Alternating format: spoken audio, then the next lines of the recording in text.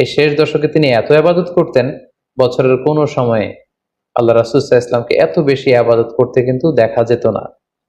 তাই এই শেষ দশকের বেজর রাত্রিগুলো যেন আমরা মিস না করি, এবং শুধু 27 রমজানে আমরা কদর হিসেবে পালন করব, ব্যাপারটা যেন এমন না হয়ে যায়। কারণ যদি কোনো কারণে কদর মিস হয়ে যায়, এটা হচ্ছে খায়রুম মিন আলফি শাহর, 1000 মাসের চেয়েও সেরা। ওই এক রাতের ইবাদত হচ্ছে 1000 মাসের ইবাদতের সমান। এবং আল্লাহর হাবিব সাল্লাল্লাহু আলাইহি ওয়াসাল্লাম বলেছেন, মান হুরিমা খায়রাহা ফাকাদ হুরিম, যে কদরের রাতের বরকত থেকে বঞ্চিত হলো, হি ইজ দ্য লুজার।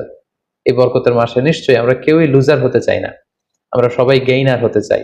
তো আমরা যদি গেইনার হতে চাই, রমাদানের সর্বোচ্চ বরকতটুকু যদি আমরা হাসিল করতে চাই, লাস্ট 10 ডেজ অফ রমাদান, রমজানের শেষ দশকের বেজর রাত্রিগুলো যেন আমরা খুবই আন্তরিকতার সাথে সিনসিয়ারলি ইবাদত করে কদরের বরকত হাসিল করবার চেষ্টা করি। সম্মানিত দিনী ভাই এবং বোনেরা, রমাদান আসতে আর